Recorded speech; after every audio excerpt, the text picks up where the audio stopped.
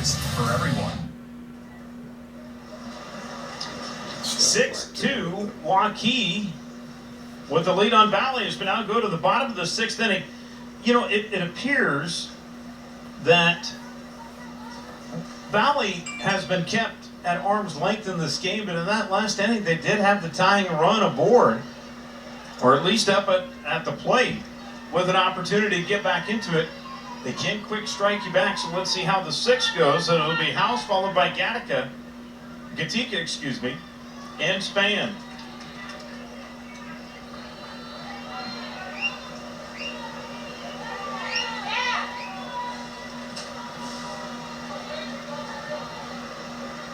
And no time call, this ball got free down the line. Okay, 6-2 ball game, Waukee with the advantage. I mean, this is playing out similar to how the two played earlier this year. Here's the 0-1. Swung on and missed for strike one. Valley took the opening game. Waukee took the second. Both felt that they were in the game, and both squads felt like they should have won both of them. That's how competitive the first series went. Here's the 0-2, popped up on the infield. And this is going to actually get back and out of play. The ball had a lot of tailspin on it. We talk about that first game, the first doubleheader, and Valley won that first game 6-4, very similar to the score of this one. And then lost the second one 7-5, which is the exact score of the first game that we had. So these teams are playing a very similar type of doubleheader. Yankovic's able to make the catch there for the first down of the inning.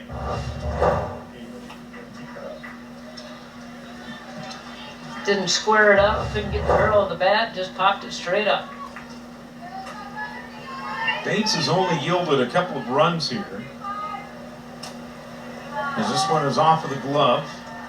But what's she been able to do to really keep this Tiger offense down? I mean, not only in this game, now working into her 8th inning of pitching, because she did work 2 2/3 in that first contest, her 9th inning of pitching, as this one is popped up out into center field. And as Katika is going to be retired on the long fly out, but she's done a really good job holding one of the best hitting teams in the state to just 3 runs to this point. Yeah, doing a good job. I think she's got, her pitches are really working for her. That rise ball, we're seeing a lot of pop-ups from these hitters. And I think her movement has been good on her pitches. She's been moving the zone around, working the corners, working the high part of the zone, low part of the zone. Not really giving into these hitters at all. Getting ahead in the count, that's huge as well. Now Jasmine Span. Pitch misses low for ball 1. 1 ball, 1 strike with 2 away, nobody on here for the Tigers in the bottom of the 6th inning.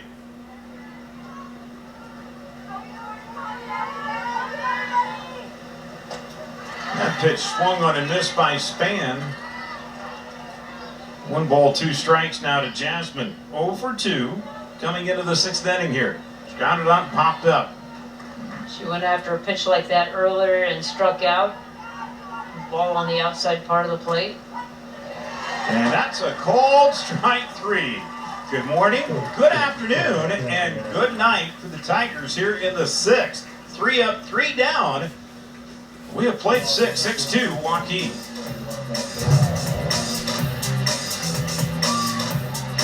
Gigabit Technology Network, the fastest for everyone. New pitcher in for the Valley Tigers as we now go to the 7th inning. Abigail White, the sophomore, will come in. Her 2nd appearance of the season. So far to date, she's only thrown 2/3 of an inning all season. And facing a very potent Valley Tiger lineup, she's not given up a hit. It's not struck out anybody, nor has she walked. So pretty good statistics riding into this one, Laura. Would like to try to keep them intact if she could. 1 ball, no strikes here. As she gets a called strike to Molly Platty, followed by Ariana Rodriguez and Natalie Wheeler. That's who's scheduled to be facing White here in the 7th. This pitch fouled away by Platty. Looks like White has some pretty good velocity on her pitches.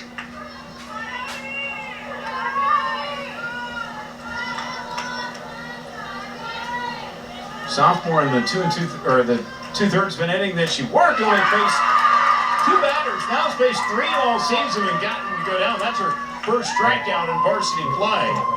As Platty goes down on strikes. This will now bring up Ariana Rodriguez. The base is cleared and her team up by 4. Little rise ball action. That ball started low and then just climbed the ladder for her first strikeout.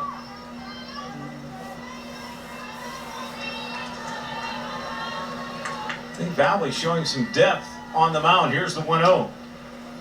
Grounded foul for strike 1.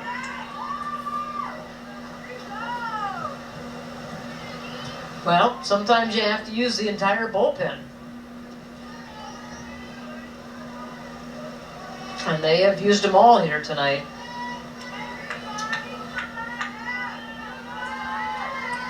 Here's the 1-1. Good pitch for a strike. Right on the outer third. What a frame job behind the plate by Schramm.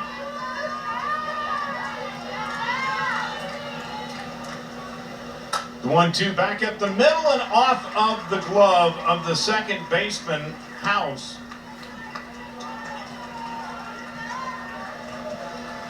See how they rule it. That was a hot shot over there at House. And they were drawn in, playing in a few steps because of the lefty hitter.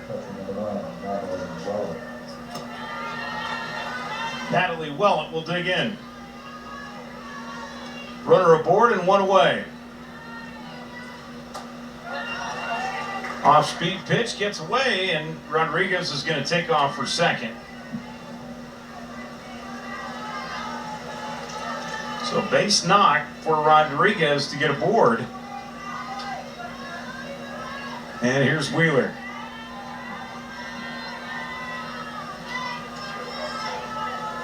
Now White. After this one, line shot, right center field, a base hit. Rodriguez is going to come around to score. And in the second, with a 1-out RBI double, is Natalie Wheeler.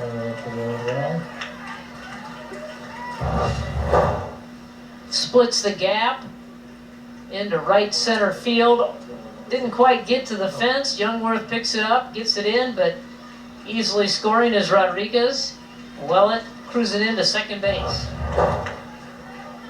Lily Chiafus will come into the game to run. For the Warriors at second. And they lead it by 5 now. Those insurance runs late have been big. Let's see how big that is, depending on when we go to the bottom of the 7th inning. So here's Kate Felt. 1 out, runner aboard, and this one's fouled away.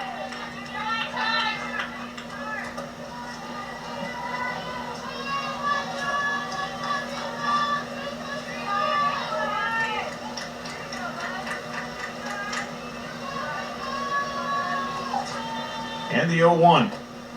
Called strike. Waukee just pounding out the hits here in this second game, and timely hitting for them. And when they get the runners on, they're getting good, solid contact. Almost get Coach Evie down there. Nice little dance to get out of the way. Agility, not just for the players. And draws a smile. Why not? Game face, lock back on. Right. No harm. No harm. I mean, if that would have made some contact, I don't know if she'd had the same look. Honnold backhands it deep in the hole to throw. What a play by Alex Honnold. I'm telling you what, she picks that ball and it's just a flick over to first base. Look at that. And it's just a bullet across the diamond. I mean, she is throwing off of her back foot, and it looks so easy for her. Yeah, I got it. You know, shortstops dream of making those backhand plays deep in the hole. She's made a couple of them tonight. What a glove. What an arm. Yeah, I mean, that's a tough play because you're going away from it, you're going away from where you need to throw, and you're throwing off your back foot, so you really have to get a little extra on that throw across. 1 ball, no strikes, and they swung on a miss. When you think about it, she actually wanted to be a catcher. That tells you how tough she is, and in the 8th grade had to switch to shortstop because of a hip issue. But what an adjustment she's made. And she's played several different positions, outfield, catcher, now at shortstop, and she looks pretty darn good and settled in at that shortstop position. Now Delaney Taylor, 1 ball, 2 strikes with 2 away and a runner in scoring position. For the top of the order, Taylor has been a terror. His ground ball, 1 hop by Fry, and this throw gets away from Span. Coming in to score is going to be Wheeler. Waukee tacks on another run. Fry hurried that throw there, and it went awry. Great pickup by Fry. I think she had more time than she realized. I know Taylor has a lot of speed. Kind of just throws a sinker ball, and Span couldn't adjust to it. Here's Heidi Wheeler. After the first pitch, 1 hopper back to the mound, and White takes care of that. So the Tigers down to their last 3 outs, down by 6, trying to find the rally sticks when we return here on MC 22. For everyone. 8-2 ball game as we go to the bottom of the 7th inning. It'll be Olander, Fry, and Schramm for the Tigers as they try to figure out a rally after the first pitch. Fly ball lifted to center for Olander, but it's playable. Taylor makes the catch. 1 pitch, 1 out to begin the 7th inning for the Valley Tigers. Going after the first pitch, trying to be aggressive, just got underneath it, and we've certainly seen a lot of pop-ups out of these Valley Tigers against Bates. Now Hannah Fry, 0 for 2. Reached on a fielder's choice and scored back in the 5th. One of the 2 runs here for Valley. Waukee can really take a commanding position for the conference championship. They can close this out. Fry, fly ball on the infield, shortstop over. Wheeler makes the catch, and there's 2 gone. Tigers down to their last out here.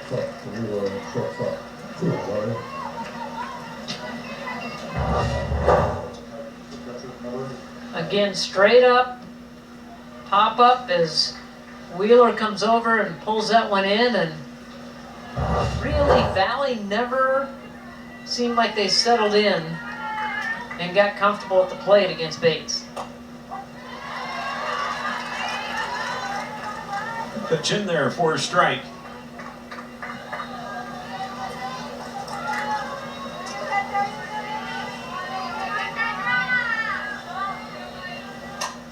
This one fouled away. Schramm for strike 2. 0-2, nobody on. Waukee trying to win their 26th game of the season. It'll be the top overall seed in Class 5A. Here's the 0-2. This one, little looper, and it's going to be snared. A 1-2-3 inning as Rodriguez makes the catch at second. And that will wrap it up here at Valley Stadium. Your final score, the Waukee Warriors rattle it out to get the win, and defense down the stretch for Waukee. Rodriguez making the play. So the Warriors and Tigers split the doubleheader. The line has been formed, and the line has really been drawn in the sand. These 2 teams split during the regular season, each going 2-2 against one another. Oh, it really has. I mean, that tells you how equal these 2 teams are. As we've mentioned, different types of teams. They all have their strengths, and we saw the Valley strengths come out in the first game. The Waukee strengths showed up in the second game. So it's time now for our post-game awards. Of course, brought to you by Fairway. Meat and Grocery, our player of the game. How about this? The youngster stepping up, Reagan Bartholomew.